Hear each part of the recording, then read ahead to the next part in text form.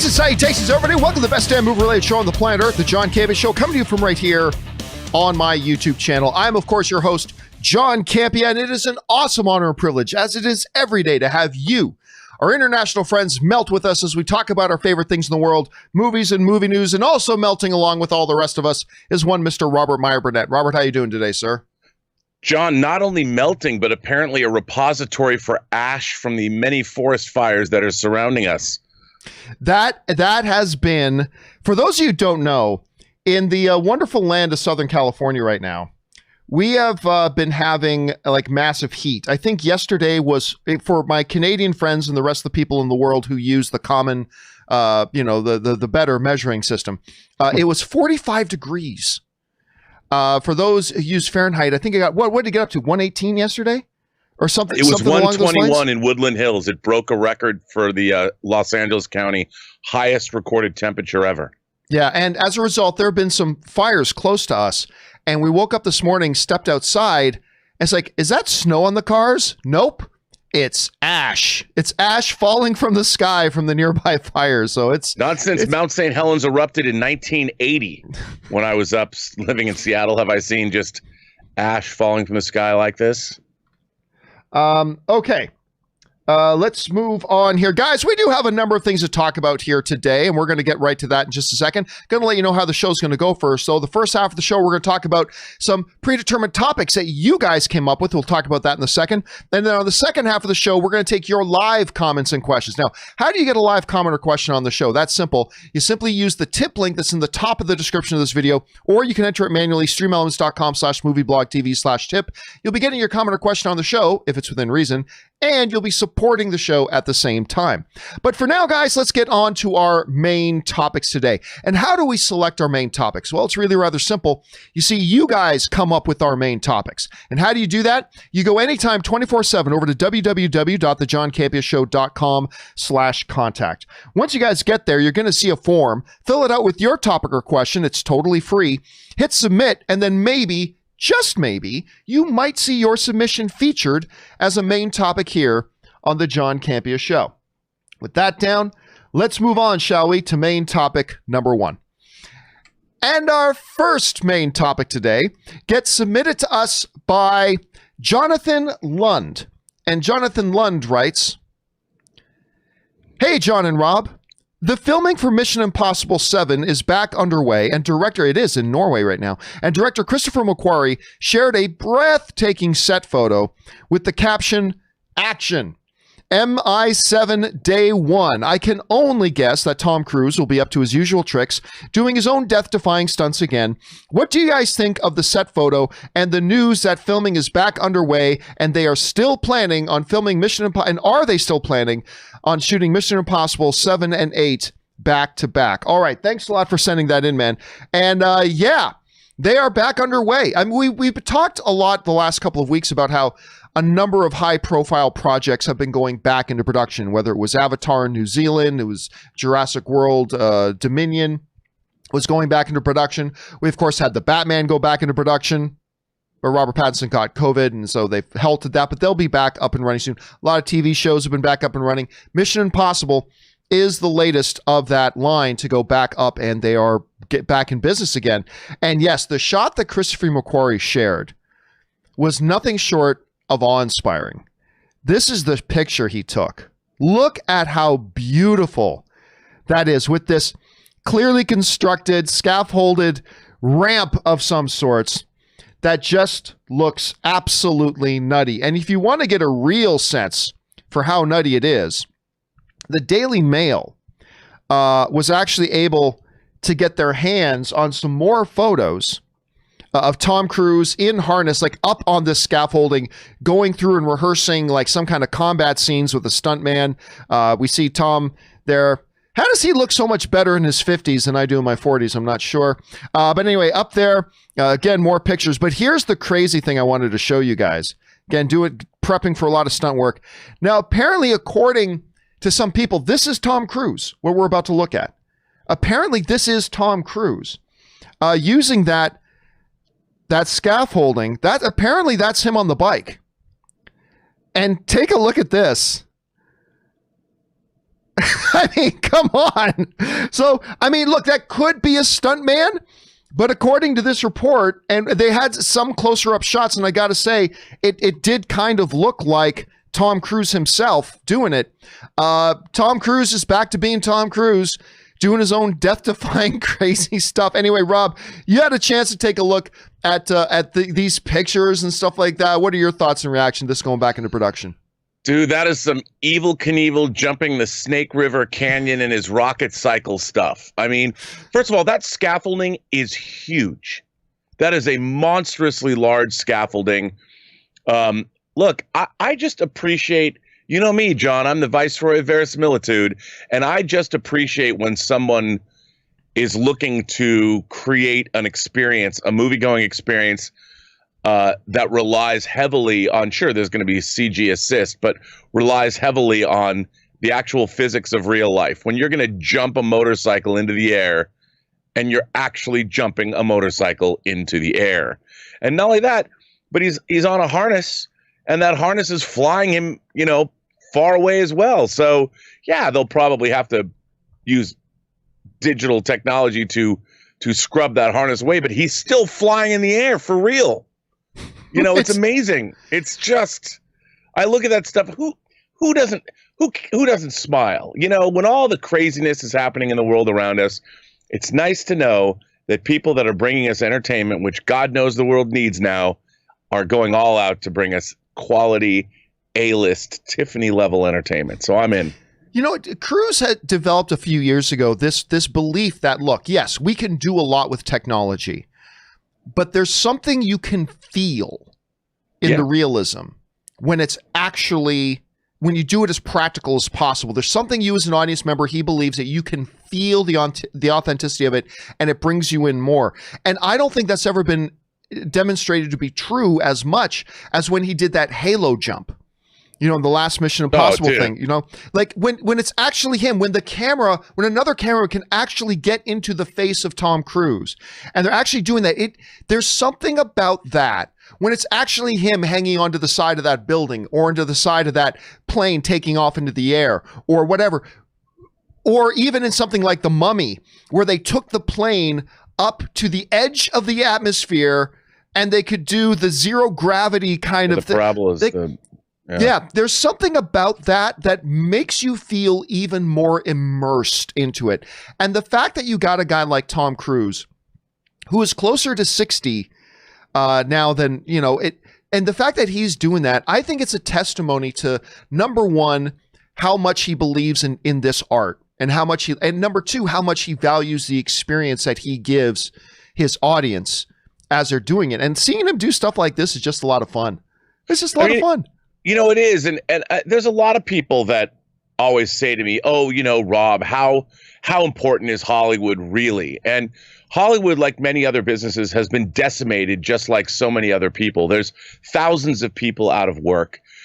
There's productions have been shutting down. And I think in a way, like Hollywood, people look to Hollywood for inspiration via the entertainment, the movies and the television Hollywood makes.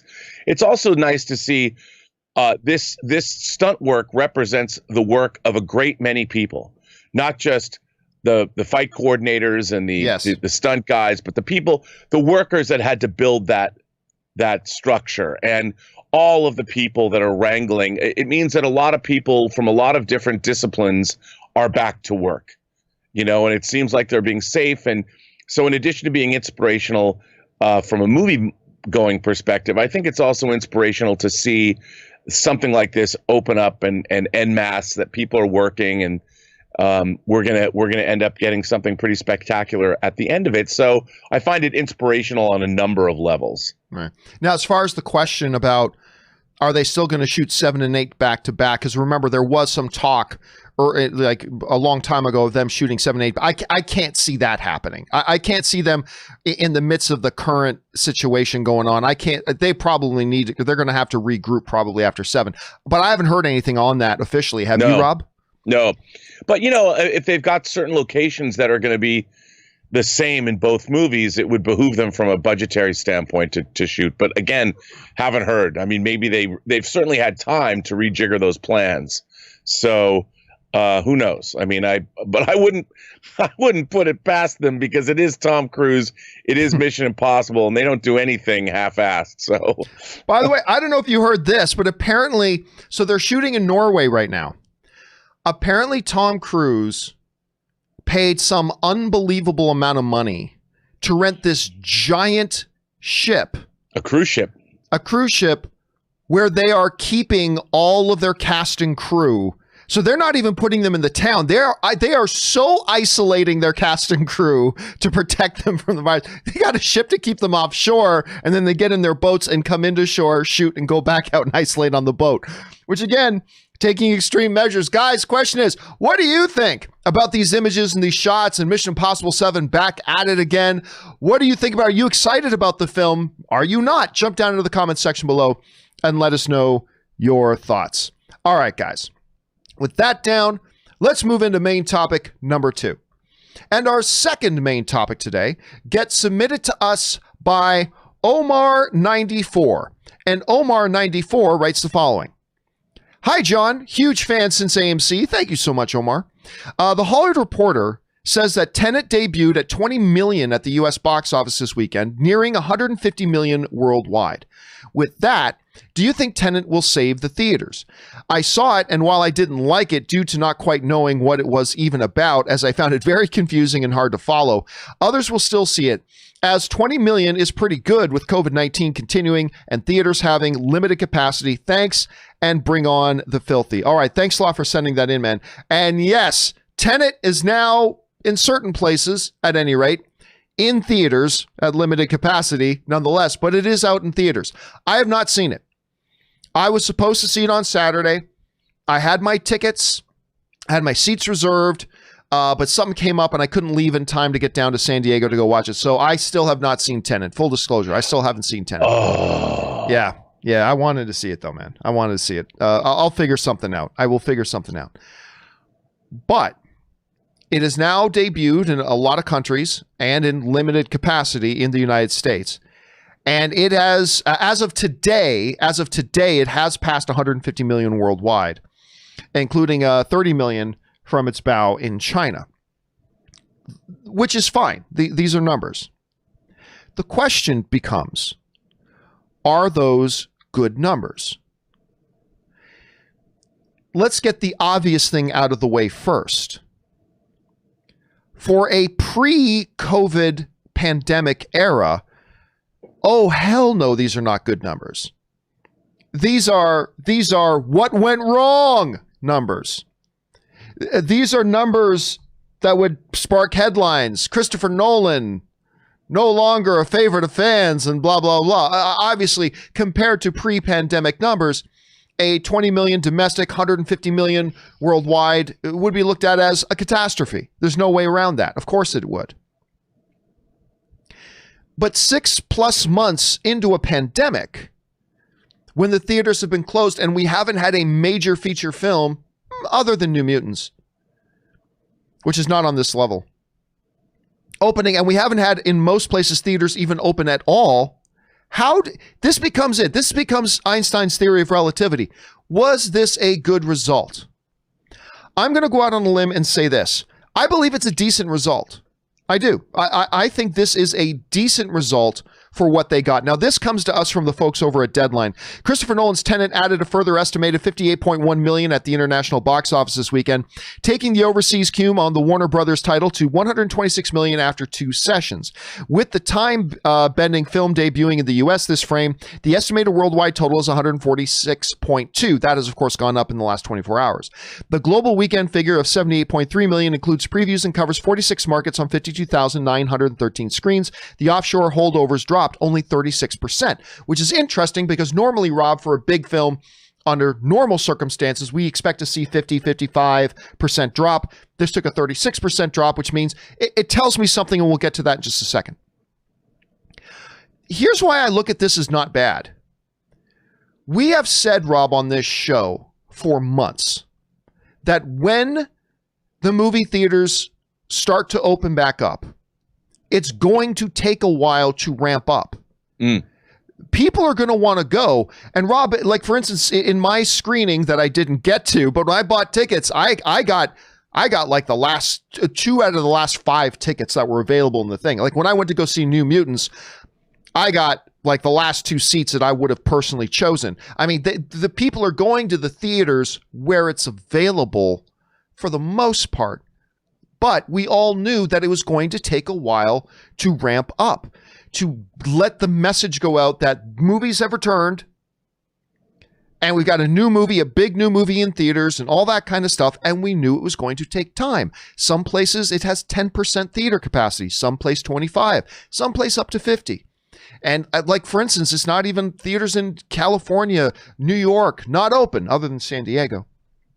So we knew it was going to take time and it would be a slow rollout. All those things considered, I actually look at this opening and I think not bad. Not bad considering. Now, the big question to me, Rob, where this is going to get interesting for me is what happens in the next 2 to 3 weeks? Do we see momentum? Do we see, oh, okay, yes, they just got this thing started. People are starting to realize it's back, blah, blah. Do we see that grow? Now, obviously, I'm not expecting it to be a bigger weekend next weekend than this weekend because it's in its second week. People have seen, but do we see momentum start to build? Do we see a curve going up of, people going to the theaters and all that kind of stuff? I think this is a half decent start, all things considered, but a half decent start won't mean anything if it doesn't start to build some of that momentum, because if it doesn't, then we could be in a worse place than we were before. If it does, I think it'd be pretty good. All things considered, I think this is a not bad start. Rob, you look at this. What's your, evaluation of the whole situation right now? Well, I think, like you said, it's, as we've talked about, we're rolling it out. We're reopening. It's not like people are clamoring at the gates where you're getting Day of the Locust style massive crowd diving into movie theaters. But I think it's somewhat, I see it as somewhat reassuring that people want to get back to normal. Another thing to consider is, well, we'll see in 2 or 3 weeks, how has this pandemic been managed within movie theaters? Are people going to come down with COVID or not? And I think that it'll definitely be interesting to see where we're at in 2 or 3 more weeks if it remains safe. I take what you were telling me about the theater you saw New Mutants in. That made me feel pretty good about it. That was an AMC theater. You talked about the extreme precautions that they were taking. I'm like, okay. And you seemed pretty, you felt safe going to see New Mutants. And I think that's something that's really important. And we'll see how these other theaters have managed this. But I see this as a positive. I mean, obviously, eventually we have to get back to where we need to be for people to get back to work and our economy to be fully open and movies to come back. And it had to start somewhere. And Christopher Nolan wanted Tenet to be the movie that brings movie-going back. Well, maybe he's doing exactly that. He might have wanted to make $1 billion right off the bat, but maybe this is perhaps not as financially. I mean, let's face it, John, nothing was going to make pre-COVID money at the box office for a long time. But if this has people coming back to the theater, perhaps it's a good thing. This is exactly what was needed. Yeah, and the hope, of course, is, and we don't know if this is going to happen or not, the hope is that people, like even just reports of the box office. I still talk to somebody who didn't even know Tenet was still coming out in theaters. It's like, wait a minute, Tenet's in movie theaters? Like, there's so people outside of our sphere, the question becomes, can the word get out there? Can they build this momentum? It's going to be interesting to see. But again, overall, I think this wasn't a bad start. So Question is for you guys. What do you think? Did you look at these numbers and think, oh, this is a disaster? Do you look at the numbers and say, wow, that's amazing. I never thought I'd get near that good. Or are you like me? It's kind of, you know what? It's not bad. It's not a bad opening. How do you feel about it? And how do you think it's going to reflect in weeks 2, 3, 4 as we move on? Can this start to build momentum or not? That's what we're going to find out. Jump down into the comments section below and let me know your thoughts. All right, guys. With that down, let's move on now into main topic number 3. And our third main topic today gets submitted to us by Sammy Wise Gamgee. I see what you did there. And Sammy Wise Gamgee writes, hey, John, wondering if you had a chance to see Mulan yet and what your thoughts were. I personally thought it was okay. It's not an easy story to translate into film, but after watching Aladdin, which I loved, I also thought it could have been better. What did you think? All right, thanks a lot for sending that in, man. And yes, as a matter of fact, I did watch Mulan. Now, on yesterday's open mic, people were asking me if I see Mulan, and I said, you know what? I'm not even 100% sure I'm going to watch Mulan. Like, I'm going to watch Mulan at some point, but I don't know that I'm going to drop $30 to watch it on Disney Plus. Because I have this thing against dropping $30 for a movie I'm not getting the actual theatrical experience for. That's what I'm paying for, the theatrical experience. Not to sit at home, I can put anything on my TV that I want experience like any other day of the week. I want the theatrical experience. And I said, if I don't get it in the next 72 hours, I probably won't. But last night what happened was my buddy Ryan was over. So me, Ann, and Ryan were sitting around. It's like, what do you want to do? And we had eaten and we're like, all right, let's watch Mulan. So whatever, we put on Mulan. What did I think of Mulan? Well, I thought a couple of things, Mulan. First of all, let me say this. I think Mulan is a pretty nicely done film. I do. I think it is a pretty nicely done film. There was almost every aspect of it that I watched that I felt, yeah, they did a nice job with that, and they did a nice job with that element, and they did a nice job with that element, and overall, at the end of the day, if I have to get on Rotten Tomatoes and submit my review, and do I say it's a yeah or no, I'm probably going yeah. It's a nicely made little film. It is. I thought the performance of all the performances were really quite good. Felt all very fairy tale like. It's great seeing Donnie Yen and Jet Li. I didn't even recognize Jet Li at first. It wasn't until the Emperor's second scene that I went, wait a minute, that's Jet Li. And like Ann and Ryan were like, yeah, you didn't realize that? I didn't even realize that. But I thought the performances of everybody, including the leads and all that, I thought it was quite nice. I like the camaraderie of the little band of soldiers that Mulan was a part of. I thought that came across nicely. I thought the villain was nice. Yeah, it was nice. It did a nice job. Two big caveats I want to give here, though. One is this. This is a movie, as I'm watching it and I'm seeing these gorgeous like Chinese landscapes and everything, I'm watching this movie and it only took me about 5 minutes to go, this movie should have been on the big screen. I mean, I get it. Pandemic, I get it. I do. But I could not escape watching it even just for 5 minutes before I was going, this would have been a better experience on a big screen, especially with the cinematography and the color and all that kind of stuff. It just would have been a better experience. That being said, while I felt everything was pretty nice, and I don't want to give away any spoilers per se, there also was hardly any element of this film that I didn't also watch and go, it's nice, but I feel like it's a missed opportunity. You know, the village that she lives in is nice, but I also felt like it was a missed opportunity. I felt like they could have breathed a lot more life into that thing. When the soldiers are on the battlefield, it's nice, but I also felt like it could have been like 3 times more. The interpersonal relationships, they're nice. Although I will say this, one really exceptional thing about this movie was the relationship to me between Mulan and her father. Got me every time. That I will give all the check marks to. That part of the film crushed it, and I really felt it. And that part was done excellently. But other than that, all the other interpersonal relationships and things going on, I felt like, yeah, you're doing what you need to do, but you could have elevated it a lot more. And that's my overall feeling. A nice little film, could have been elevated a lot more. Did not come anywhere close to my expectations. I'll just say that. Mulan as a movie doesn't come anywhere close to my expectations. Now, I'm about to give a minor spoiler away, okay? I'm about to give a minor spoiler away. If you don't want to know anything about this Mulan film, mute right now, and I'll give you the big wave like this to let you know it's good to unmute it, okay? So I'm about to give you a minor spoiler, all right? Giving you the warning. Here we go. This character, the witch, she's not on screen for more than 30 seconds before you know exactly where her story arc was going. And like it took what could have been a great turning point character moment for this character later in the film, and they just gave it all away with the first 2 sentences out of her mouth in the movie. Like the moment she speaks and in her first conversation she has in this movie, you're like, oh, well, we obviously know what's going to happen to this character.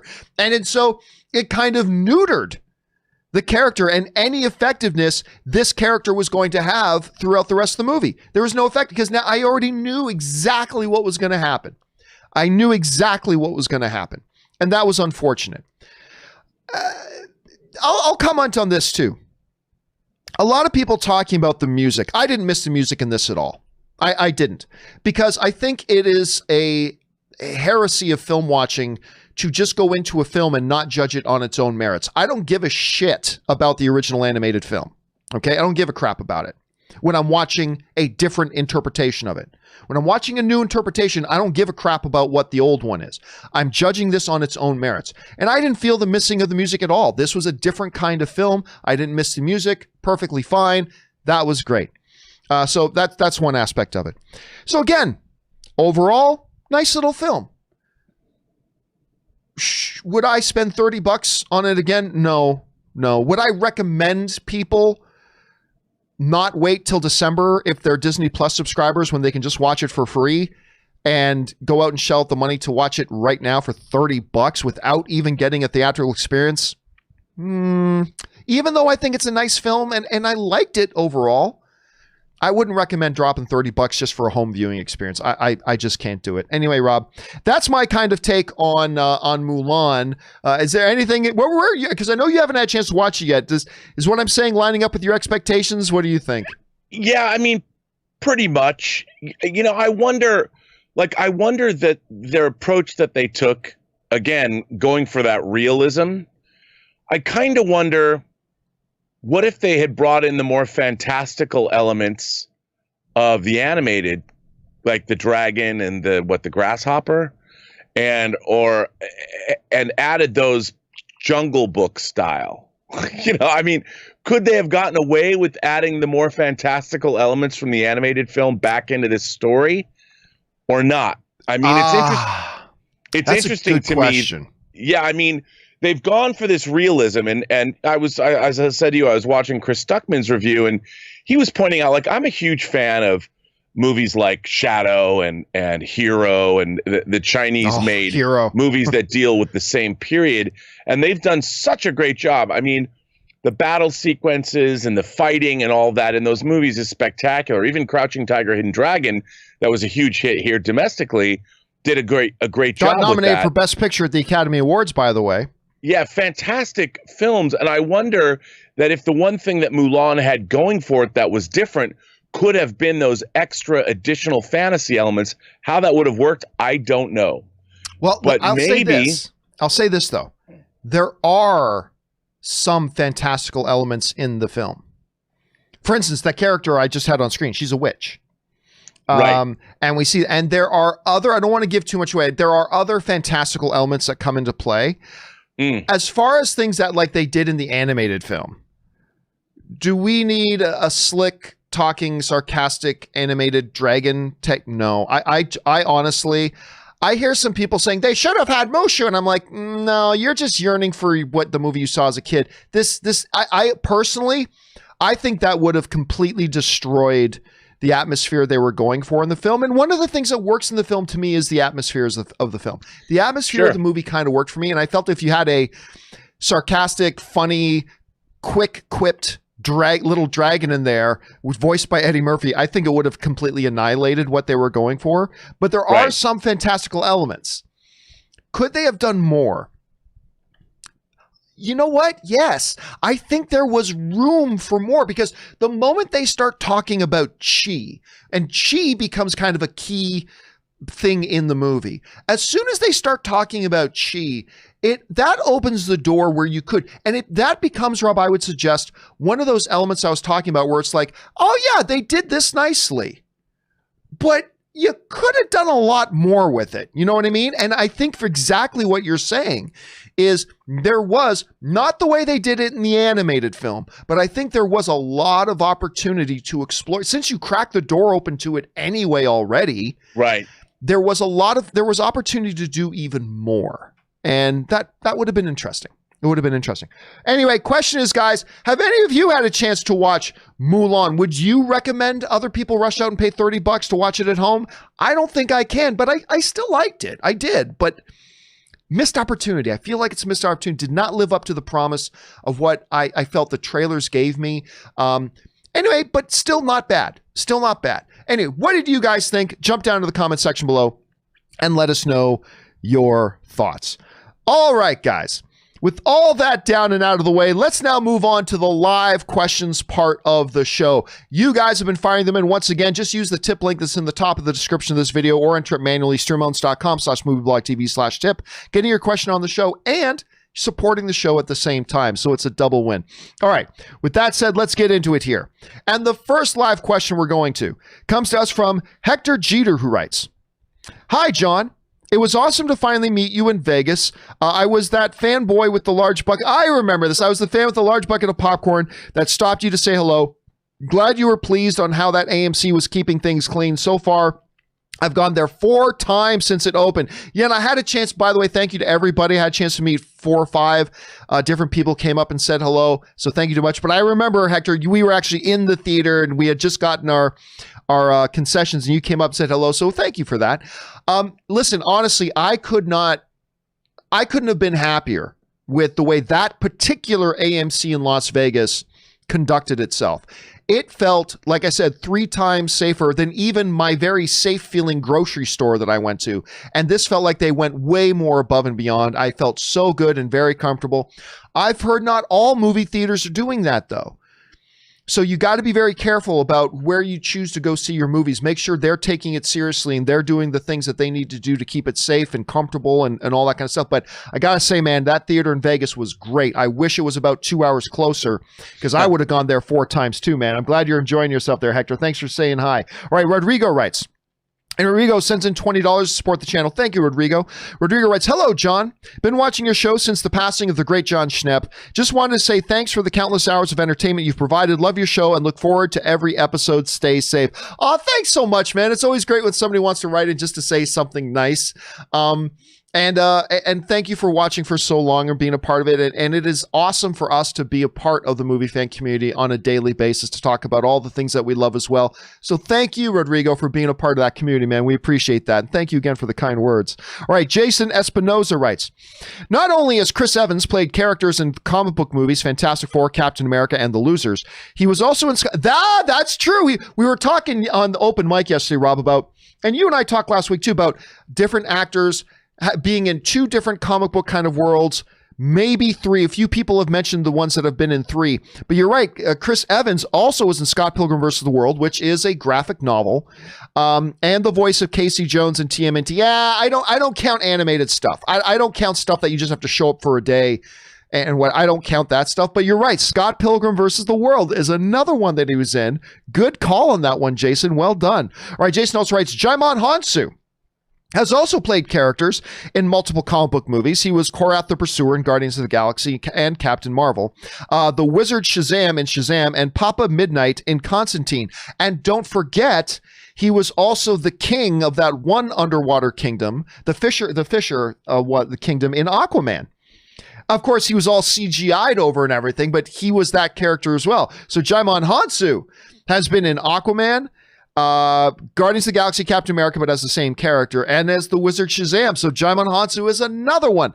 Dude, I still will never forget seeing Jaimon Hansu for the first time in Amistad by Steven Spielberg. Still to this day, my favorite Spielberg film, by the way. All right, B. Wayne, New York writes, John, so my girlfriend is a huge Disney fan, so I got Mulan. I thought it was okay. She didn't like it. Disney took some big creative liberties with the story, which made it a lot less entertaining. It needed all those great songs. Save the $30 and wait till December. I disagree about the song stuff.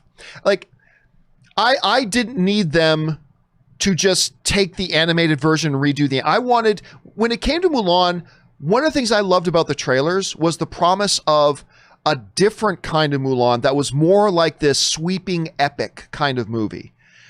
And while I feel much like you do, that I thought it was okay, I liked it, but it could have been so much more. I think the song, honestly, I'll be frank with you. Unlike in Aladdin, where they went for something different and they used the songs and it worked great, I feel like bringing the songs from the Mulan animated movie into this movie would have destroyed this movie. I really do. I think it would have taken a movie that I at least liked and made it cheap and silly feeling, or they would have had to reconstruct the entire movie. I preferred the direction they were going in, which is sweeping epic. And it worked to a degree, just not wonderfully. But I think personally, and this is just my opinion, personally, I feel like the songs would have just undermined all of that and just kind of wrecked it. But it was also kind of cool hearing the music to a lot of those iconic songs being used in the background of a lot of the scenes of this movie. So that one was pretty cool. Anyway, glad you at least semi-enjoyed it like me, B. Wayne. All right, Captain Blue Pants writes, I love space travel movies, not referring to films like Star Wars, more like NASA history or astronaut stories. My favorites are Apollo 13, First Man, and The Martian. Are there any you're particularly fond of? Rob, I know this is a question that's basically tailor-made for you. You got any like space travel movies that are like really ones that you're really fond of that stand right out there? Because you just there was a documentary. Was it Apollo 11? Was that the documentary that was just out that you really liked? Last year. A beautiful documentary where they actually had 70 millimeter footage that had been uncovered that was shot during the Apollo moon landing or the moon mission. Stunning. I mean, obviously I'm a huge real space fan. One of my favorite movies of all time is The Right Stuff. Obviously that the new miniseries is coming out based on the same Tom Wolfe novel. But in terms of, I grew up watching good spaceship movies and bad spaceship movies. But in terms of real documentaries, there's things like For All Mankind, which is a great documentary on the NASA program. And then there's movies like 2001, that depict space travel and was at the time a very accurate way. But yeah, I mean, I love any movie that shows me space travel in some way, shape, or form. But what was really nice about Apollo 11 is it celebrated our real technology and how difficult it really was to go to the moon back in 1969. And, for those people that continually deny it even now, you can see the landing sites with the right equipment. So they're there. And it was pretty astonishing what we were able to do. But Apollo 11 is definitely worth seeing. And apparently it came out on Blu-ray, but I think it came out on 4K disc as well. But I don't have the 4K. I should get it. All right, let's move on here. Next one up is Trond M, who writes, Hey, John, I don't know why it took me so long, but now that Cobra Kai is on Netflix, I gave it a shot. I always thought the trailers were interesting, but I did not expect to love the show as much as I did. It's now one of my favorite series of the 2010s. And listen, you are not alone, Trond M. You are not alone. A lot of people really like that show. I am really not one of them. Which is too bad because I was amongst, Rob, I remember when they were promoting the show, I was amongst the most excited people for this show. I was really psyched for it. And I just didn't like it. It just did not work for me. Now, my wife really liked it.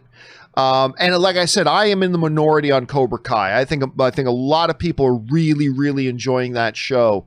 But just for whatever reason, it just didn't work for me. Did you ever have a chance to watch Cobra Kai? I can't remember if you ever had a chance to see it. But I have a question for you. Yes. How attached to you are you to the original Karate Kid? Not very. Yes, I think it really has to do with because obviously I do think that Cobra Kai is a pretty miraculous extension of the original film, the original characters. I mean, this trend in pop culture to meet characters decades after you first met them in the same fictional universe. One of the reasons I liked Creed so much, new characters, but then you also have Sylvester Stallone coming back, and it's sort of great world building in that universe. I think Cobra Kai does the same thing. And again, I was not like you connected necessarily to the Karate Kid. I mean, I liked it, but I was very surprised at just how well, if they were going to make a sequel to the Karate Kid like almost 40 years later, 35 years later, it's pretty good. Like, I have to say, they've done a really good job about dealing with people and where they are in their lives, and I have to say I like it. Now, I haven't seen any of the new season, like the third season dropped on Netflix. I haven't seen any of that. Right. All right. Next up, thanks for sending that in, Tron. All right. Next up, Willow writes, so I guess Amazon has shifted from dropping an entire season at once to a weekly release basis. I get the advantages, but after seeing the first 3 episodes of The Boys season 2, it's agonizing to wait for the rest of the season come out. Oh my God. Let's talk for a second about The Boys season 2, shall we? Oh, yes, we shall. Let's talk a little bit about The Boys season 2. So the first 3 episodes, and we'll get to your question specifically here in a second, Willow, because I think it's an important one. Fantastic. And listen, you guys know I loved the first season. So I was very set up to be disappointed. But I loved it. Everything they have done in season 2 seems to me to be a very logical extension about the events that after the events of what happened in season 1. It's like, yep, that's what would have happened, and yep, that's where they would have been. I don't know if there was a single thing about what I've seen in the first 3 episodes of season 2 that didn't make any sense to me. I had these big questions. I was like, well, Butcher is dead. At the end of season 1, you're like, okay, he's dead. He's there with Homelander at the end of season 1. How the hell does he get away? But they explain that. I'm not going to give one, but perfectly logically explain it. I love what they are doing with the Deep. And the Deep was one of the more questionable characters to me last season. So far, I have loved it. All I'm going to say is, you are so beautiful to me. What the fuck was that? I mean, that is one of the most bonkers things.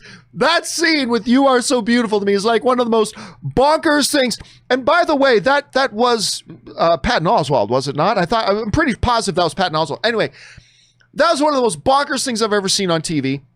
I knew from the teasers that I think I'm going to like this Stormfront character.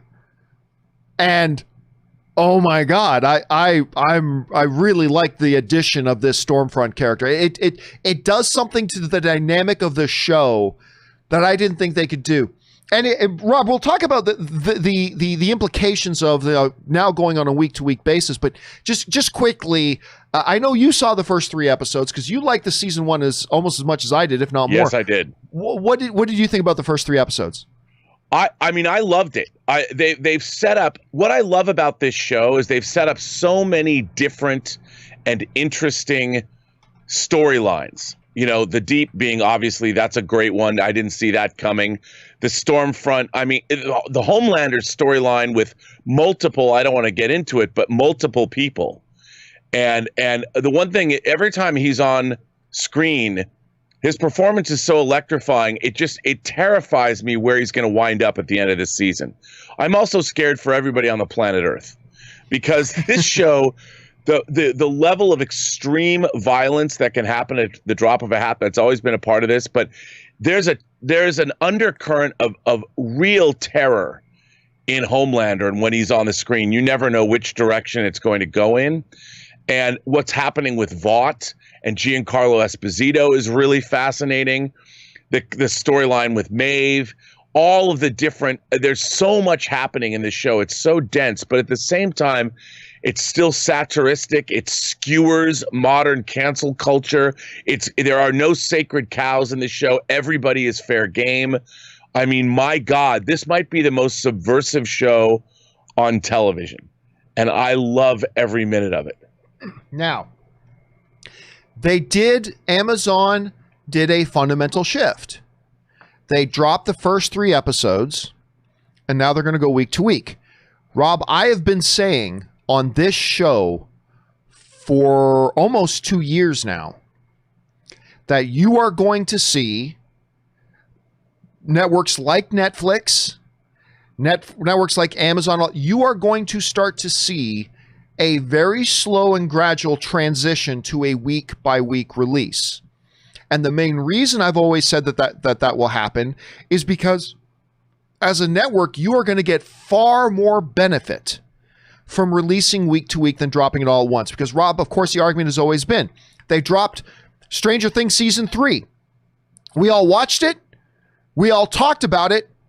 And 4 days later, nobody was talking about it anymore. It was done. It was gone. We all talked about it. It happened below. But with Mandalorian, where Disney Plus released it week to week, for months, that's all we were talking about was Mandalorian. Because we saw the new episode. We all talked about the new episode. We talked about what's going to come up on the next episode. Other people who hadn't watched it yet start hearing all this buzz in this chat going on week after week after week. And they go, oh, I guess I'll go and check this out. So they can start from episode 1 and get caught up by episode 6 or whatever. And it builds this momentum. And we were talking nonstop about Mandalorian for months. And I've said for a while, you're going to start seeing, by the way, Netflix has already just started to dabble in that in this little way with what they did with Lucifer. Instead of dropping the entire season at once, what did they do? They dropped the first half of the season. And then they'll drop the next half of the season later. And I'm telling you, within the next couple of years, they are going to start to transition to, now we're going to drop 3 episodes at a time. And then you're going to start to see week to week. I get it. I'm a binger too. I prefer whole season drops. I can sit down and rip through the whole thing really quick. I love that, but there is no denying there is far more benefit to the network and some benefit to the fan community when you get to drop it one at a time and we can just talk about it over the weeks and look forward to the next episode. But Rob, I think this is a sign of things to come, not just for Amazon, but for Netflix. And again, I know a lot of people right now are screaming at the computer monitors going, but I like to binge. I get it. But you can't deny the benefits for the creators and the producers and those who are putting and the networks that are showing it to the week by week model. Rob, do you think it's going that way? And do you think there are benefits to it? Dude, I think what they're doing is great. I mean, look, would I've liked to have, I would have binged the whole season in a day. But showing 3 episodes, and the 3 episodes have within them, it leaves you, there's definitely a storyline that comes in that they play out throughout those 3 episodes. So at the end, it's both satisfying and you can't wait to see the next episode. So I think it was, if you hadn't watched The Boys or you were waiting for the new season, man, talk about reeling me in hook, line, and sinker. I took the bait. I can't wait till Friday. I can't wait to see this next episode. And I'm going to be, I think you're right. We've talked about that, like you said on the show. I think a weekly rollout of these shows is the way to go. It keeps that momentum going. And certainly for a show like this, I'm sure they might not have something maybe that's as memorable as the airplane episode from last season. But the fact that you have episodes like, did you see the airplane episode of The Boys? Oh my God. You know, and then it gets people to come back. I think you're absolutely right. I have to tell you, personally for me, look, I'll binge everything that's put in front of me just to do it if I like something. But I also like having something to wait for. You know, there's something to look forward to, you know, something to see. And I like that. I do too. All right. Listen, I could talk about The Boys here all day, but we need to move on here. So let's get on to the next question. So the next one comes to us from Stewie Griffin, who writes, I've noticed over the last year or so that it's become increasingly popular in fan circles to shit on Nolan in an it's popular so we have to be contrarian kind of way. I noticed it again when the Batman trailer came and people were dogging his Batman films. I know.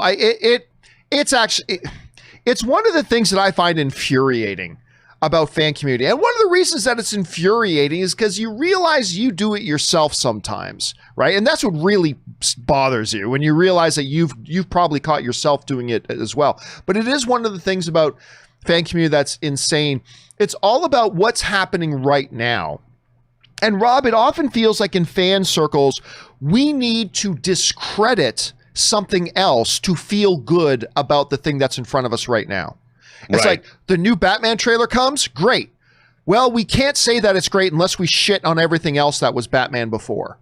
Like, it's such an idiotic thing that we as fans do. And I think we're all guilty of it from time to time. I do, but it is stupid of us to do it. It's absolutely stupid. You're allowed to love the new Batman trailer without disingenuously trying to create a false narrative that somehow the Christopher Nolan Batman films weren't fantastic. But it's what we do. And, you know, we've seen that play out before. Like, every time there was a new, like, how many times, I've lost count of how many times a DC trailer drops, And all of a sudden, I see the hashtag everywhere, R.I.P. Marvel, R.I.P. Marvel, like the Man of Steel trailer comes out. You know how much I love Man of Steel. Man of Steel trailer comes out. Trailers are amazing. Oh, R.I.P. Marvel. The Wonder Woman trailer comes out. Oh, R.I.P. Marvel. The Batman versus Superman trailer comes out. R.I.P. Marvel. The new Batman trailer that just dropped. And again, I saw all these people writing, oh, R.I.P. Marvel. Yeah, like how has that worked out so far? Like there's this insufferable thing we as fans, and again, I think we've all been guilty of it, this guy included. There's this insufferable tendency that a lot of fandom has that's like, in order to celebrate one thing, we have to falsely try to crap on something else. It's like, that's what 6-year-olds do, and we catch ourselves as a fandom doing it all the time.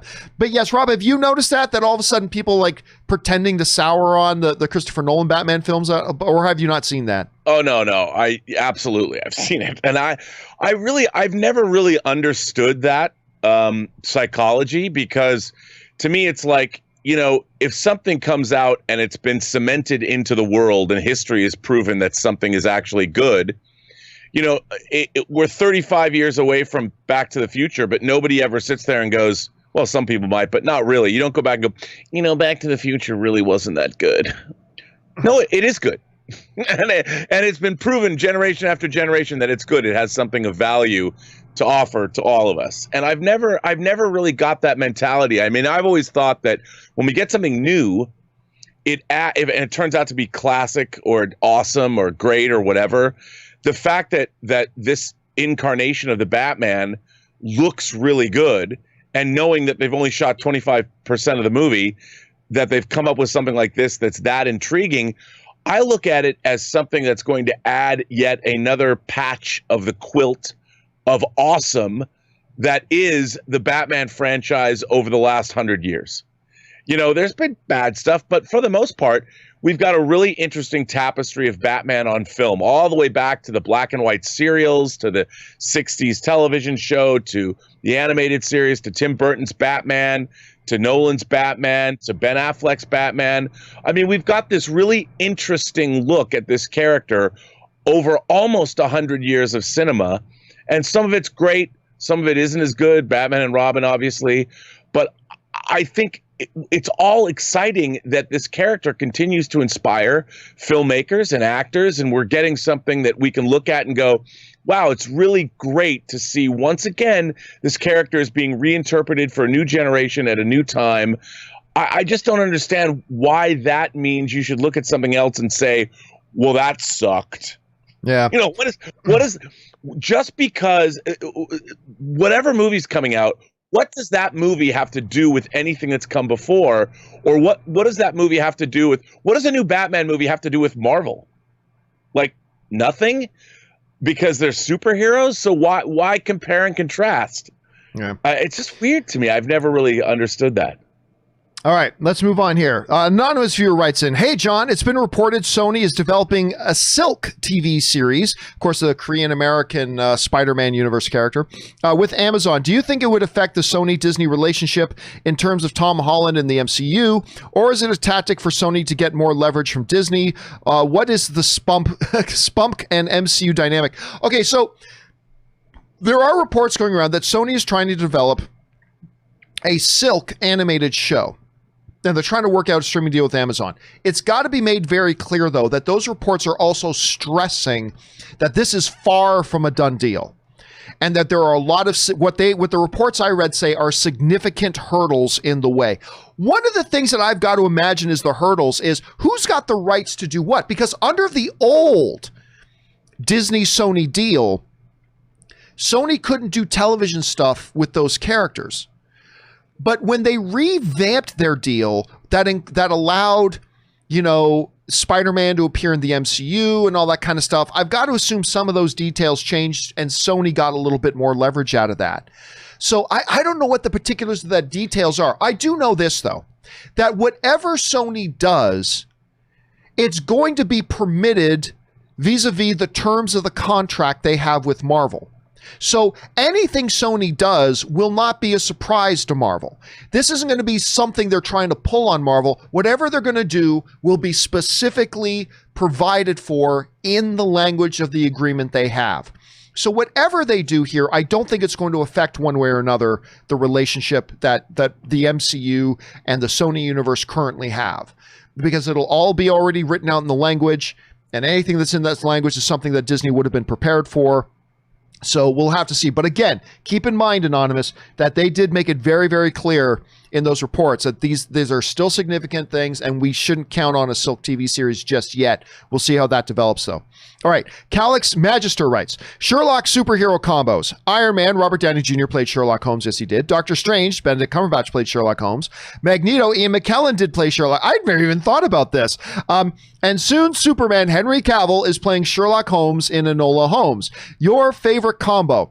By the way, two Alfreds as Holmes as well, Michael Caine and Jeremy Irons, and at least in a Saturday Night Live skit in 1991. I loved Michael. By the way, Michael Caine was also Sherlock Holmes. Michael Caine, Rob, I don't know if you remember it. He was, and I'm trying to remember the name of it, but he was in this brilliant Sherlock Holmes comedy with him and Sir Ben Kingsley, where Michael Caine played Sherlock Holmes and Ben Kingsley played Watson, but it was the first time a movie had made a comedy out of it, and they suggested that Sherlock Holmes was actually kind of an idiot. In the movie, Sherlock Holmes is just an actor hired by Dr. Watson, who's actually the brains of the operation. I can't remember the name of it, but I don't know if you've ever seen that one. I'd say out of these ones, my favorite combo is probably Robert Downey Jr., because I really like Guy Ritchie's Sherlock Holmes movies. I like the first one more than the second one. And obviously I love him as Iron Man too. I like all the other combos as well, but I really did like Robert Downey Jr. I haven't seen Henry Cavill's Sherlock Holmes and Enola Holmes. I don't even know if I plan on watching that, but that's my Rob. Which of those are your favorite combo? Well, I remember growing up, I watched Basil Rathbone play Sherlock Holmes, like in The Hound of the Baskervilles. And that was one of the first times I saw Sherlock Holmes. But I have to say, there's a Sherlock Holmes movie that does not get enough love, and that is Young Sherlock Holmes. Do you ever see that? I never did, but I know the one you're talking about. It's an Amblin production, and it came out in '85, and Barry Levinson directed it, and I forget who played Sherlock Holmes in it. But I love Young Sherlock Holmes, which I recently rewatched. And it's good. I mean, yes, it bears a little bit of resemblance to Indiana Jones and the Temple of Doom in certain ways, but really like that movie. But as you were asking, I really did like Guy Ritchie's Sherlock Holmes movies because they surprised me, and they weren't. Robert Downey Jr.'s Sherlock Holmes was not Basil Rathbone that I grew up at. My dad and I watched those movies. They were different. But I liked that. And I also really liked Ian McKellen playing an old Sherlock Holmes in the movie Mr. Holmes, which I thought was pretty good. That came out in, I think, 2015. Oh, is that when it came out? Yeah, I think so. Okay. Bill Condon directed that. I like that movie. Oh, that movie is all types of great. Okay. Yeah. Let's move on here. Next up, we've got Ryan Lohner who writes, I just watched Noises Off, my second all-time favorite comedy ever. Noises Off, and holy crap, I actually thought I was going to crack a couple of ribs from laughing so long and so hard. I'm definitely checking out more Michael Frayan's work after this. Noises Off is iconic for so many reasons. Also, I'm going to see if I can find an image here. Oh my God. Okay, here's a great one. Let me see if I can get this on screen here. Noises Off is I can talk Noises Off all day. First of all, let's talk about the cast. John Ritter, Christopher Reeve, Michael Caine, Carol Burnett, on and on and on. This cast is insane. The premise of the movie is this stage company trying to prepare their play called Noises Off. And 98% of the movie happens just in the theater as they're rehearsing this performance. It is absolutely magic. It is absolutely magic. And not enough of you guys have watched this movie. It's an older film, but if you want to see, Jack Tripper from Three's Company, and if you want to see Superman, and you want to see, Alfred, all in a movie together, and one of the most iconic names in comedy ever, Carol Burnett, you've got to watch Noises Off. Rob, I don't even know if you and I have ever talked about Noises Off. Have you watched the movie version of this? I have not, but you talk about it a lot. And, Frank Marshall produced it. Dude, it is totally your kind of movie. I know. I cannot believe you haven't seen Noises Off. It is, my favorite comedy of all time is still 40-Year-Old Virgin. But Noises Off is very firmly planted as my second all-time favorite comedy. I need to go buy it. I would love to watch it with you. I would love if the first time you watch Blu-ray? it. Let's see. Check it. It's got to be. I guess nothing has to be. Noises Off Blu-ray. No, it is not. Oh, but you got to watch it, man. Got to watch. Anyway, Ryan, I'm glad you had a chance to watch it, my friend. All right, next up, David Crabtree writes, I've been catching up with a lot of shows lately, and it got me thinking about just what are my favorite shows right now and in the last few years. So here are my favorite shows of the past 5 years. Number 10, Jack Ryan. I like Jack Ryan quite a bit. I preferred season 1 over season 2, but I still like season 2. Glow was great. Amazon's The Tick. God, I still am not over the fact that they canceled that show. I loved Amazon's The Tick. Anyway, number 7, The Boys. Number 6, Last Man Standing. Number 5, Stranger Things. Number 4, Daredevil. Number 3, Cobra Kai. See, I told you you're not alone. There's a lot of people who love Cobra Kai. Number 2, Lucifer, which of course I love. And number 1, The Orville. Realistically, West Wing would be my number 1 by a mile since I didn't watch it until 2015. And it's new to me, but I kept the list of shows that newly aired. I just can't have The Orville very high. Because while for me, The Orville is a show that has some of their episodes are, I don't like to use the word very often, but epic. Some of the episodes of The Orville are absolutely epic. Unfortunately, to me, it's a very hit and miss show. Because I'll watch one show one week and go, oh my God, that was awesome. And then I'll watch the next episode next week and go, oh, that's one they could have left behind. But whatever. It is what it is. Rob, I don't know if I've ever asked you your thoughts on Orville. What are you thinking of Orville? Ooh, that's a long conversation. I really appreciate the spirit of The Orville.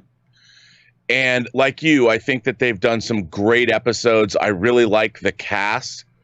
I think sometimes they do a lot of what are called bottle shows. They focus on bottle, meaning they don't go anywhere. They stay on the standing sets.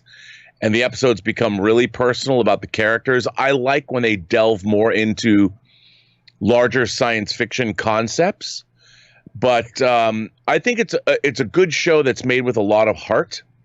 And I quite enjoy it.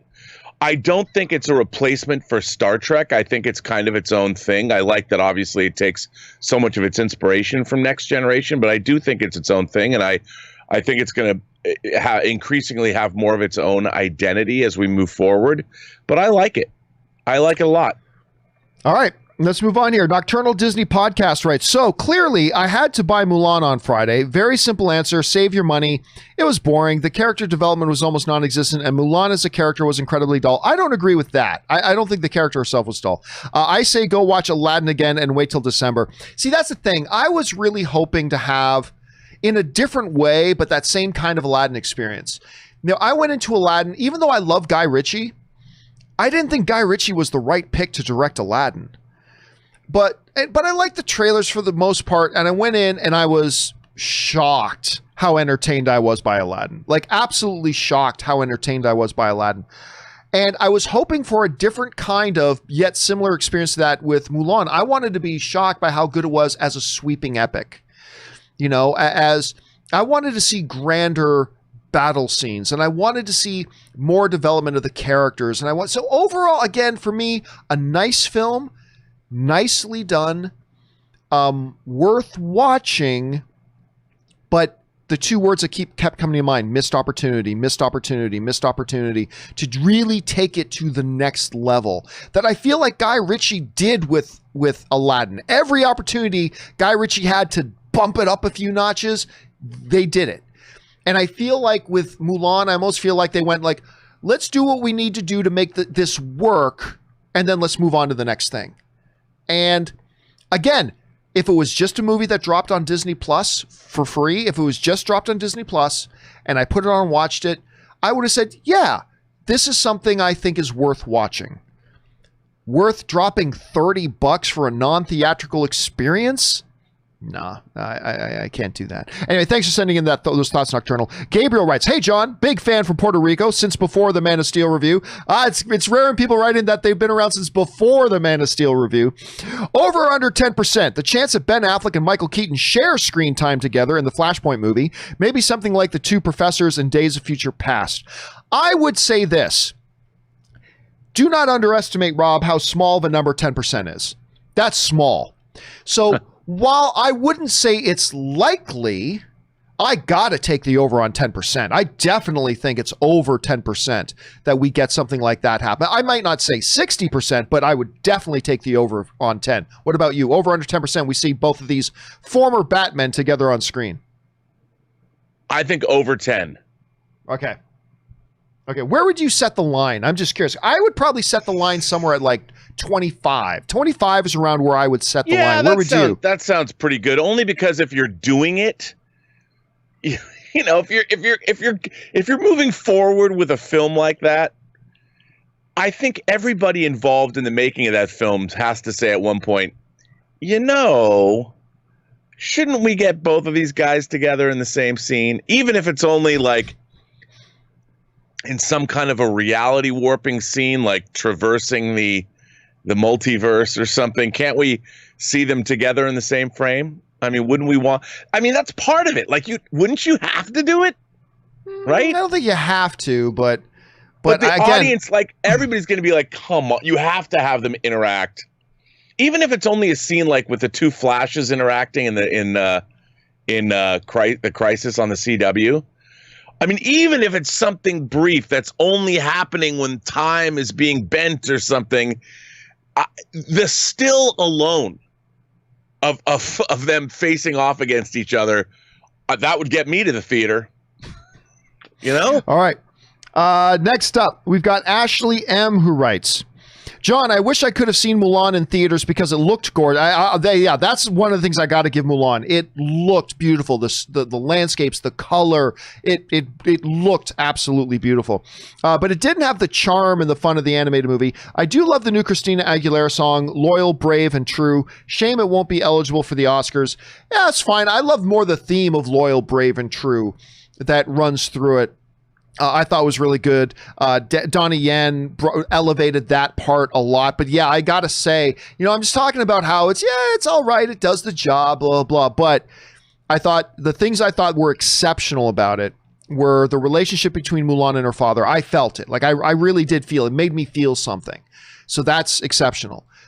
And it does look beautiful. There's nothing I can say against the look of the film. It was beautifully shot.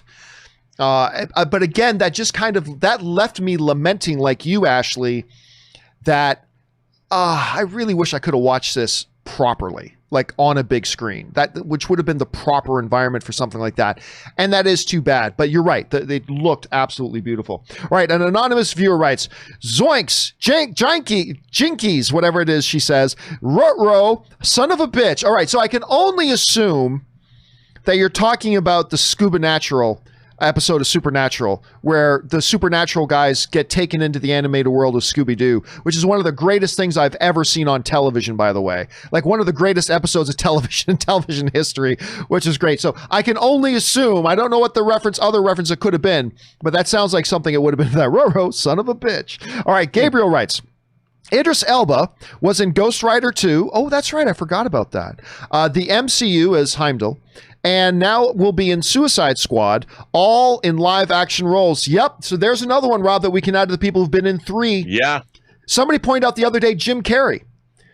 Jim Carrey, who was in Batman. He was in The Mask. And, now I'm forgetting and he was in Kick-Ass. He was in Kick-Ass 2. So that was another one that was 3. Somebody else. So Chris Evans was in 3. Now we got Idris Elba. Good one. That's another one we can add to the third. Well, will be. Hasn't yet. Hasn't yet, but will be joining that 3 club there. Chance Sneaker Bros writes, "Hey, John, love the show. Thank you so much, Chance." Or Chase, not Chance, Chase. "Quality is excellent." Oh, thank you so much. "How do you keep the show going so smoothly with all the tech you have going on? I'm only starting my podcast and already overwhelmed. P.S. I've been watching since I was in high school. I'm now 27 and married." Well, thank you so much for watching. Obviously, you go back to the early AMC days, maybe even the my movie blog days. Yeah, listen, I'm not going to lie. I'm not going to be falsely modest here or anything like this. I'm going to tell you what. I am constantly impressed how well I'm able to pull off this show. Considering, while this show is going on, I don't have my webcam connected right now, so I can't show you everything here, but I've shown you before. So I have 4 main monitors in front of me, a keyboard, a main switchboard, a audio control panel, a laptop on the side. I'm constantly moving. Bringing up new images in the web browser that I can then, bring up over here to be on screen and things like that. I'm constantly switching back and forth, controlling audio, bringing up the next questions, being ready to bring up the images as they need to be brought up and changing things and moving around. It's practice. It's practice. I've had friends of mine that try to do the same thing, and we're just like, we can't do it, and they have to get help, or they have to just more simplify what it is they do. It's just a lot of practice in doing this. And the reason I do it, I think a show like mine needs to have all this production value? No, it doesn't have to have it. But my audience, Rob, I've talked about this before. My audience has so consistently, you're here, you watch the show, you support the show. So one of the things that I'm constantly focused on is not what exactly does my show need, but what can I do with my show that makes it an even better experience for the audience. And so I'm constantly trying my best. Sometimes do pretty well, sometimes not so well. I'm constantly trying to do my best to add to the experience somebody would have just watching the show. Does the higher quality stuff, does that make it a better experience? So I'm not going to lie to you and tell you it's easy. It's not. It's taken me years to figure out how to do it smoothly and all that kind of stuff, but it's something I enjoy doing. And best of luck, Chase. I hope you have good luck getting your stuff going too. And believe me, it comes with practice. You get good at it, and then you can add one more thing to your workflow. And then you get used to that. And then you can add one more thing to your workflow. And it's just, be patient, though. Just be patient while you're doing it.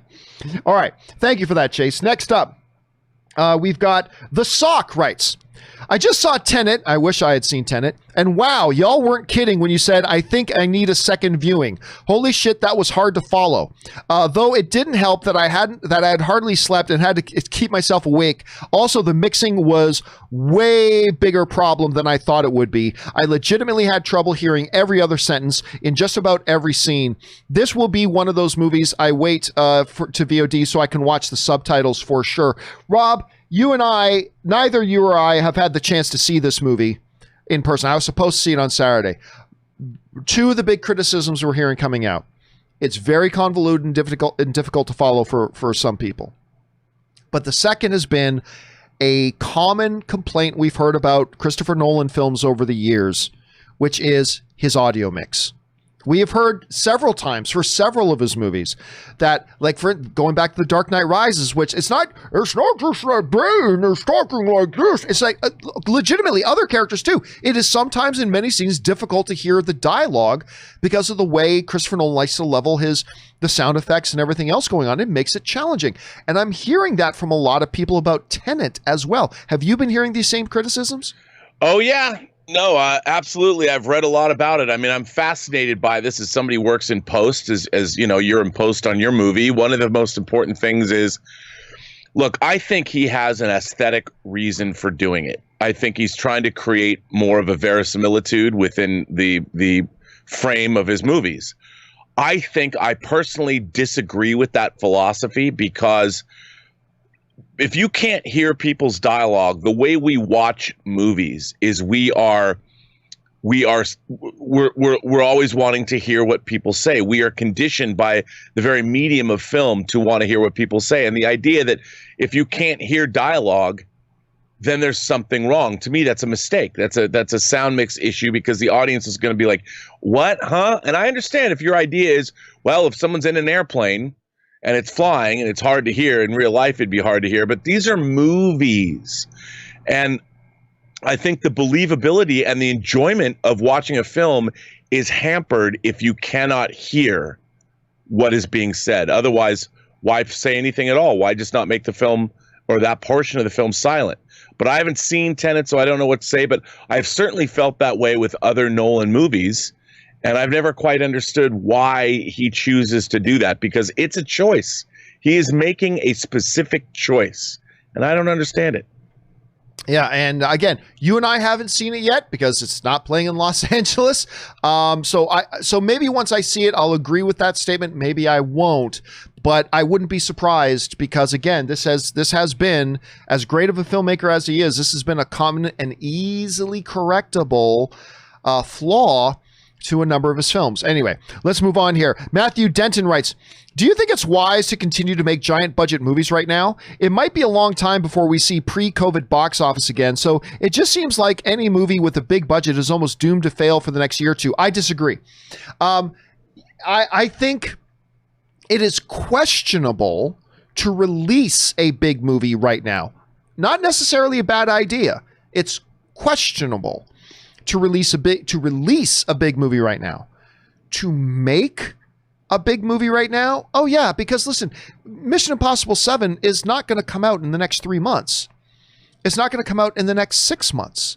It's not, so yes, I think it's fine to be in production of these movies. Yes, because we often lose sense of time relativity, that the movie they're making right now is not coming out in like 12 weeks. The movie they're making right now is to come out like a while from now. So yeah, I don't think there's any problem making those films right now. Whether they'll continue releasing those films right now, that's the question mark that we're going to have to answer, Matthew. Hitchcock is the GOAT writes, Tenet was good. When it comes out on home video, I can rewatch it with the subtitles and understand the other 50% of dialogue I missed due to the terrible sound mixing. Another criticism about the sound mixing. I'll know if Tenet was great. Nolan is my favorite current director, but this needs to be addressed. And again, Rob, you were kind of alluding to this. What I don't understand is this is not difficult to fix. Like, the way you put it is perfect. This is a choice. Like, he's choosing to level these things. And I don't know if he thinks that is artistic. It's not good. If people cannot follow your story, and let's face it, sometimes Christopher's stories are hard enough to follow as it is. But if people can't follow your story, then they're not going to get the movie experience that you intended them to have. And so we're hearing more and more people. Again, I like the way you put it. It's a choice. I don't know why he's choosing to do this. I just don't know why he's choosing. This isn't a matter of he just has a bad sound mixer. He's the final guy in charge. Like, you just tell the sound mixer, change that. Well, I always talk about one of my favorite in terms of sound mixing movies is The Social Network. And there's two scenes in The Social Network. There's the opening, like 9-minute long conversation that Jesse Eisenberg and Rooney Mara are having in the bar, and then there's the club scene with Justin Timberlake where you've got pounding club music, and there's the sound design on both scenes is terrific because you hear the pounding club music or the loud cacophony of the bar, yet the dialogue is crisp and clean, and you can really hear it. And I can only imagine if Christopher Nolan had done those same scenes, it would have been murky. You would have caught every other word, and he would have been like, well, I'm trying to create real life. This is what it's like in a club. I'm like, yeah, but we don't, as moviegoers, when we can't hear dialogue, we're like, wait a minute, that just seems like a mistake. Yeah. And I think Fincher does the same thing, but does it expertly and gives us the exact opposite effects that Nolan does. All right, let's move on here. Next up is Dayman and Nightman writes, the Tenet opening to, at best, modest results in the U.S. Do you see Warner Brothers potentially removing the film from theaters in 2 weeks and putting the film out on an early PVOD if it doesn't have the legs they want? I don't see that happening, and the main reason I don't see that happening is there's no reason to do that. I mean, Rob, when you look at this, look, they just made $150 million. all right, on this movie in its opening bow. Why would you pull it out now and put it on VOD? Honestly, what's the reason?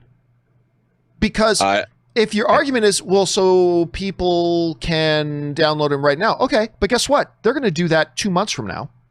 So what is the reason to not keep it in theaters as long as they can, make whatever money they're going to make in theaters, and then put it out on PVOD later and still make all the money they were going to make on people getting it at that time?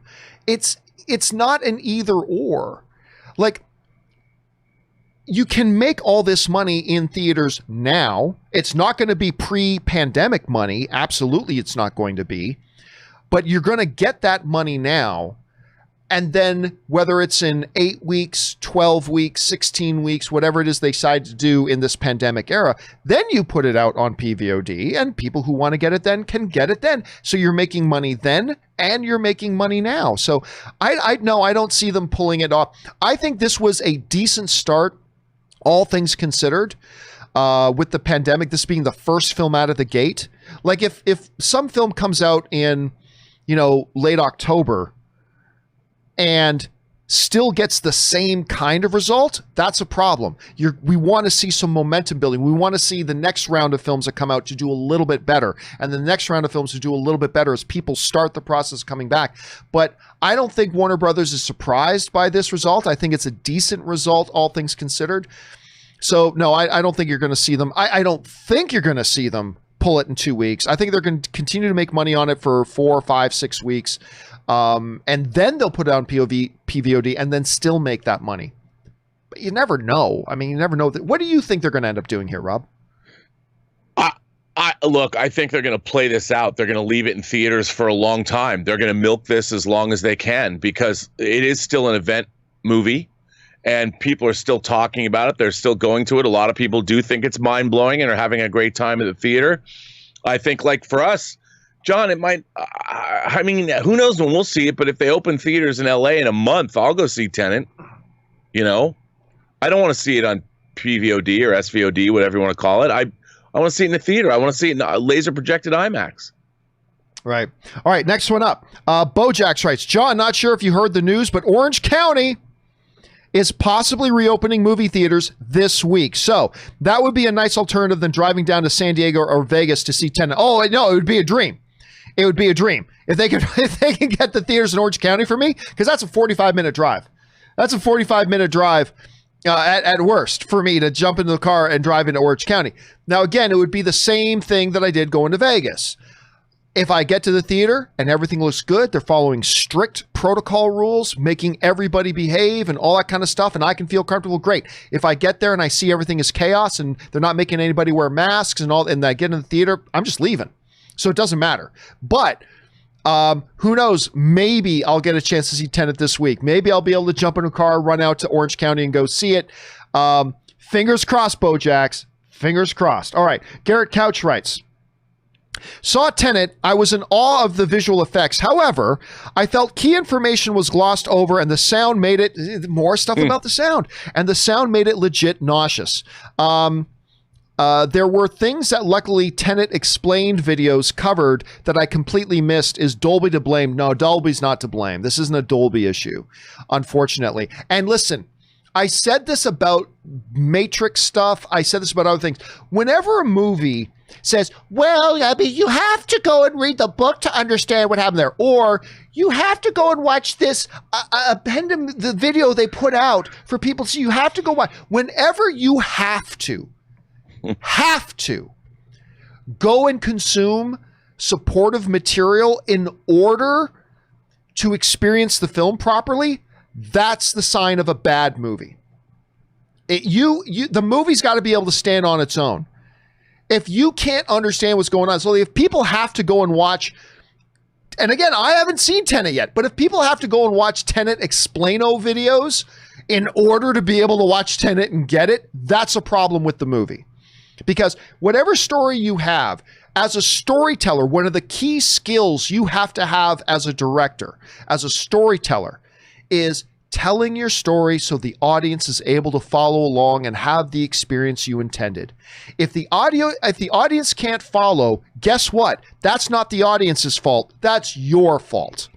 Now, again, I haven't seen Tenet, but that is a growing concern I keep hearing from a lot of people. So we'll see. All right, next up, K Major writes, John, regarding movie remake, I kind of find it similar to how we get a cover of a song. There's times when the cover is immensely superior to the original. There's times when they suck. It doesn't in no way change or diminish my feelings of the original I love. Oh, I completely agree, K Major. That is something that we've talked a lot about on the show is remakes, Rob. That's always a topic of conversation is remakes. My feeling is go ahead, remake anything. It doesn't matter. If the movie's great, we have another good movie. If it's bad, then we'll forget it like we do all bad movies. The original is still there. And there have been studies that have proved, because some people say, well, if they make a bad new one, it'll soil and sour people on the greatness of the original. Actually, studies have proven that when a new version comes out, interest in the original spike. More people saw Infernal Affairs than ever would have seen it if it wasn't for the fact that The Departed came out. You know, more people saw the original Ju-On than they ever would have seen if it wasn't for the North American remake of The Grudge getting made. I mean, so I agree. I have yet to hear anybody make an argument to me, what's the downside of making the remake? Seriously, what harm can happen from making the remake? It'll increase attention to the original. We might get a good new movie. And if we get a bad movie, we get to forget about it. So I forget, Rob, where are you right now on the whole idea of remakes? Well, you know, I look back and I think about some of my favorite genre movies of like the 80s or late 70s. Philip Kaufman's remake of Invasion of the Body Snatchers. John Carpenter's remake of The Thing. David Cronenberg's remake of The Fly. Especially Carpenter and Cronenberg's movies are reimaginings of the source material. Very different kinds of movies, very legitimately great movies in their own right. I would never want to say that I want to live in a world without Carpenter's The Thing or Cronenberg's The Fly. That would diminish us all. And I think that's what the only downside I think about remakes is that did that remake supplant, say, an original vision of something that we'd never seen before? Did that movie not get made in favor of a remake? That's the only thing that I would say. But like you, the downside, look, remakes bring attention to the original movie. And hopefully a remake is better than the original movie, or at least different enough. In the case of Cronenberg's The Fly and Carpenter's The Thing, it's different enough that both can exist. And we get both versions of the movie, and they both have something legitimate to say for the times that they were made in. So I think most of the time it's an upside rather than a downside. All right, next up, well said. Next up, Stubble McShave writes, if Game of Thrones had dropped a whole season at once, then people would have talked about it for a week. Then it would have been forgotten until the next season, where the same thing repeats. There would be no fan sites theorizing, and there would be no buzz. I agree. Now, there would have been some, but I agree. Do you know, listen, as you look at Game of Thrones, it was a show that every year, yes, the viewership went up, but also during the season, the viewership went up. Why? Because everybody would talk about that episode that happened this week, and they would talk about it. People would hear about it. Then the next episode happened. Everybody would talk about it again. And for years, it's all people talked about was Game of Thrones. That's a great example, Stubble. That is a great, Game of Thrones is a great example of that 100%. That Mandalorian, where we talked about it for months on end, whereas, hey, a very great Netflix Punisher series came out. We all talked about, wow, wasn't that great? For 72 hours. And then no one talked about it again. It just brings so much more attention to the show. So, Stubble Shave, I think that is a great example. K Major writes, Zack Snyder to WB, you could not live with your own failure. And where did that bring you? Back to me. WB, I thought by eliminating half the movie, the other half would be unnecessary, but the DC fans have shown me that's impossible. Yeah, that's... here's the thing. Here's the thing. It is amazing how much people are trying to rewrite history and forget what actually happened. People are forgetting. Now, listen, you will be hard pressed anywhere, unless their last name is Snyder. You will be hard-pressed to find anybody on this planet who is a bigger evangelist for Man of Steel than me. You are not going to find anybody who is a bigger supporter of Man of Steel than I am. That said, the reality is it underperformed. Half the people hated it. Half the critics hated it. And it did not do what they wanted it to do. It doesn't matter that I love it. It doesn't matter that idiots like me thought it was one of the greatest comic book films ever made in history, to this day, the most underrated comic book film of all time. It don't matter that I think that. The reality is half the people hated it. Half the critics hated it. It didn't do as well as the box office as they nearly thought it could have. And then they moved into Batman versus Superman. Half the people hated it. Half the critics hated it. And it didn't do nearly as well.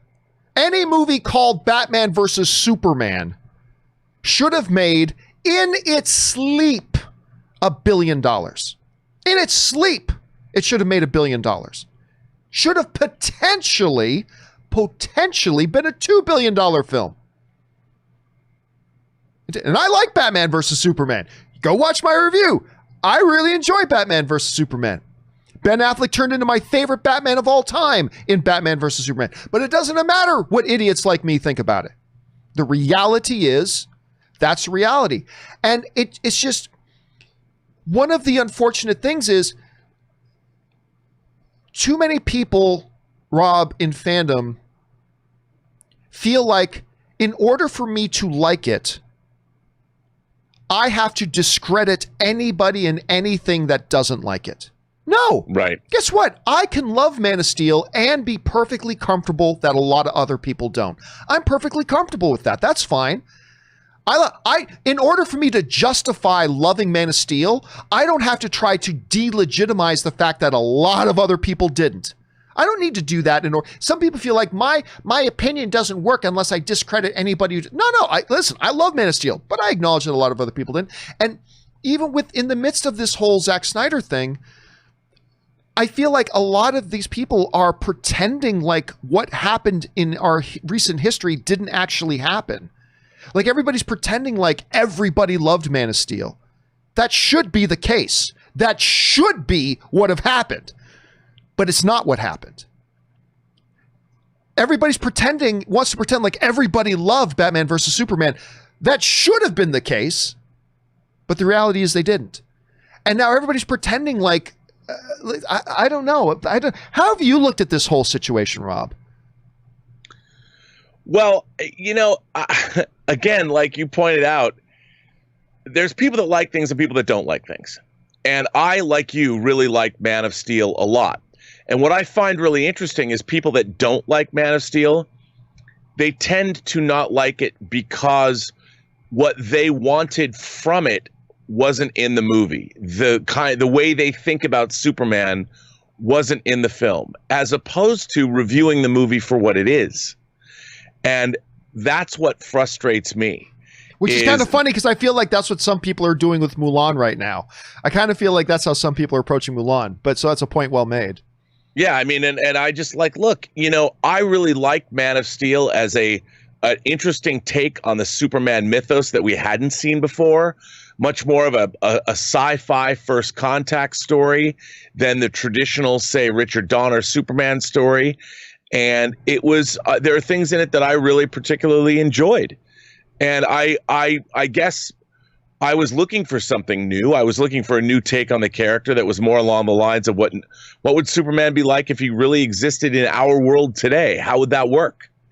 And that was what the movie was trying to do. So I thought that what they were attempting to do in the movie succeeded, and I enjoyed it for that reason.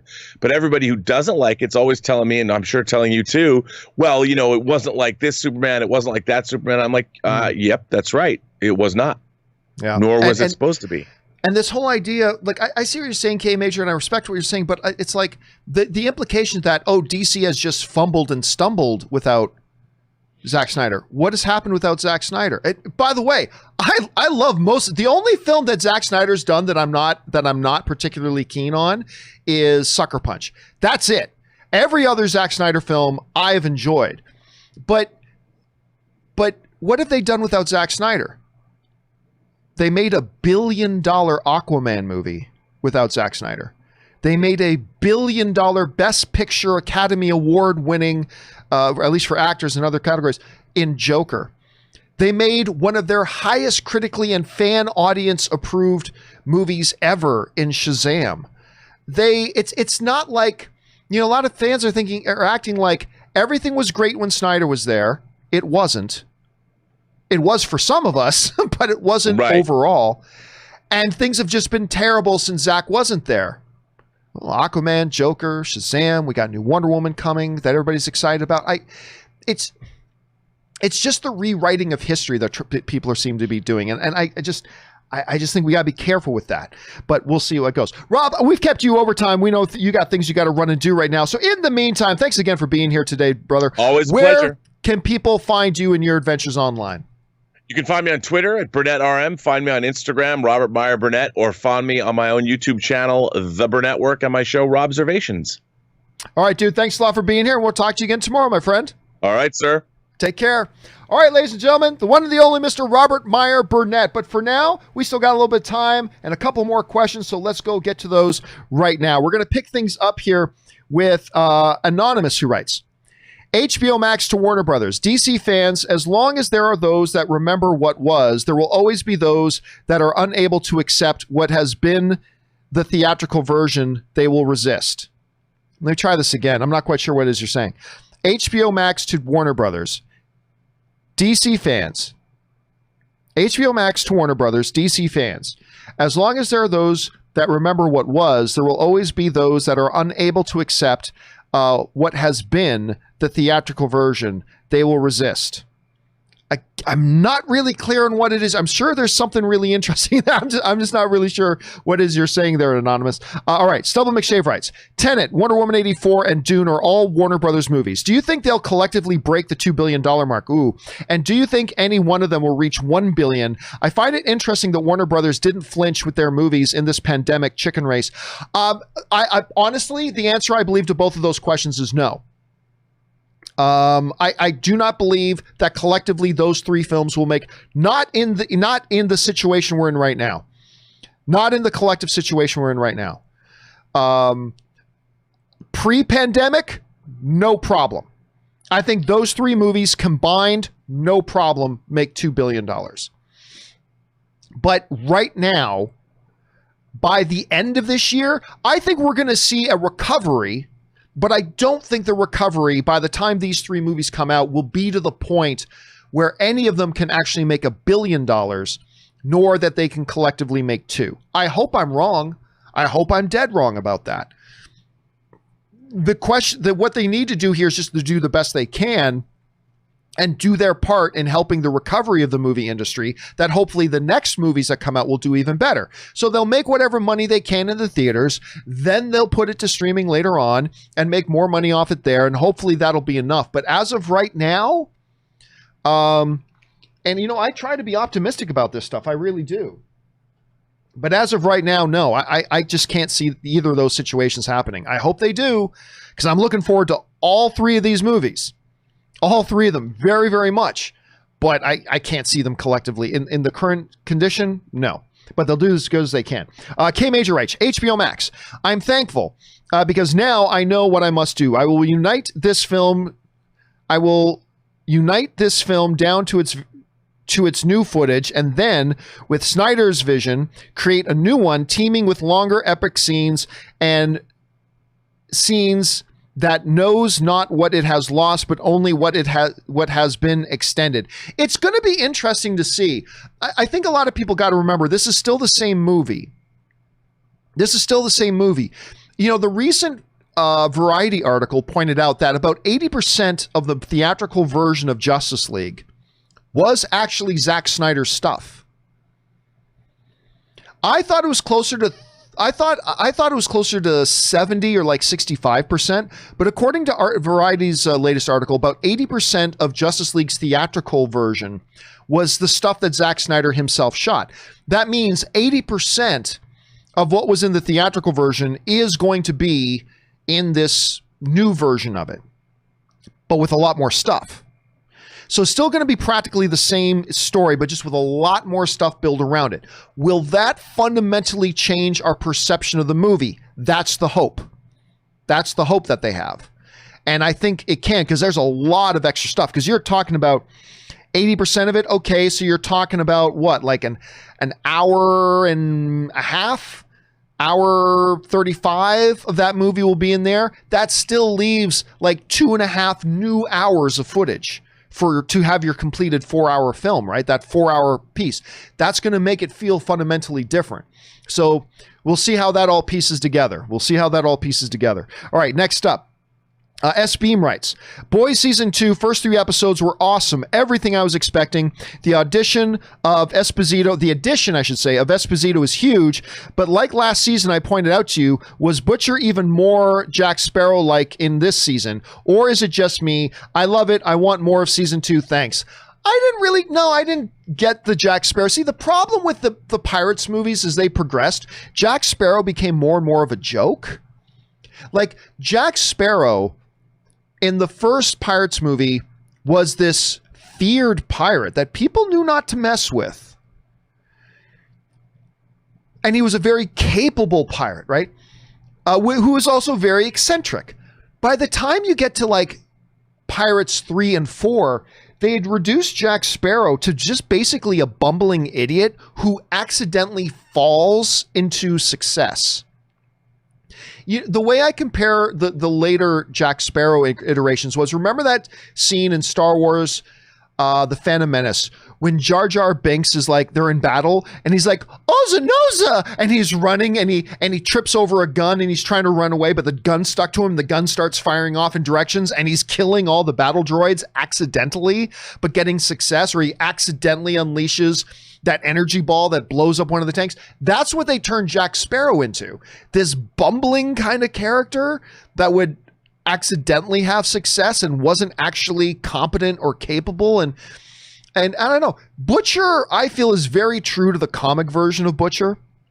And I just still take him as deadly serious. He doesn't accidentally fall into success. He's methodical. He's calculated. He's planning. He's all this kind of stuff.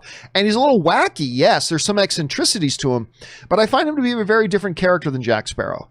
Maybe more similar to Jack Sparrow in the original Pirates movie, but I'm sure the comparisons will continue. All right, next up here. The Doctor 2310 writes, Hey, John and Rob, I had the chance to watch The Hobbit and Lord of the Ring trilogies extended editions for the first time. I enjoyed them, but I didn't love them as much as I wanted, seeing how the films are so loved and I missed out on something, or was that just me? Well, the Hobbit films are not nearly as loved. Let's be really clear. There's a lot of people who don't like the Hobbit films. So those are not nearly as hyped up. I personally like the Hobbit films. I had a lot of issues with part 3, which was all payoff and no setup. And there's something dissatisfying about that. The Lord of the Rings films, I don't know. I don't know what to tell you. Maybe it's just they were so hyped up for you or whatever. But remember, at the end of the day, all films are subjective. Just because everybody else loves something doesn't mean you need to. And just because everybody else dislikes something doesn't mean you can't enjoy it. 90% of the time I like what most people like, and 10% of the time I don't like what most people like. But it's going to be different for all of us from film to film. So I don't think there's any reason. It's just that, hey, it's subjective. You watched Lord of the Rings. You didn't have as good of a time watching it as a lot of other people did. Nothing wrong with that, man. Nothing wrong with that. All right, next up. And this is our final question of the day. Comes to us from Joseph Trina writes, I've seen Tenet twice now in IMAX, and not only did I have an issue with the sound mixing, but I rather liked it. Oh, sorry. Not only did I not have an issue with the sound mixing, but I rather liked it. Only during the Freeport tour, which I have no idea what you're talking about because I haven't seen the movie, did I miss dialogue, and that's irrelevant. I found, for me, the sound really enhanced the experience. Well, there you go. I mean, some people, just like for The Dark Knight Rises, when Bane is talking like this. I mean, there are people who's like, I had no problem understanding Bane. I'm actually one of them. I really didn't have any problem understanding Bane. But a lot of people did, and that's cool. The sound worked for you. You were able to discern it. Great. It's clear a lot of other people didn't. but I'm glad that you had a better experience than a lot of those other people, Joseph, so I'm happy you had that experience. All right, guys, that will do it for today's installment of the John Campea Show. Thank you so much for being here and making this show a part of your day. Don't forget, the show is back again tomorrow. Guys, while you're here, why don't you take a second, click on that subscribe button, become a subscriber to the YouTube channel, stay up to date on all the stuff that we're doing here. You guys, of course, can start sending in your main topics for tomorrow's show if you like. If you come across some big news you think we should make a main topic on the show tomorrow, simply go to thejohncampeashow.com/contact, fill out that form. It's totally free, and maybe you'll see your comment or question featured as a main topic here on the John Campea Show tomorrow. Or if you want to have a live question or comment put on the live question part of the show and guarantee that it gets on, go ahead and use that tip link that's in the top of the description of the video. Or if you just want to support the show, streamlabs.com/movieblogtv/tip. You'll be getting your question on the show and, of course, supporting the show at the same time.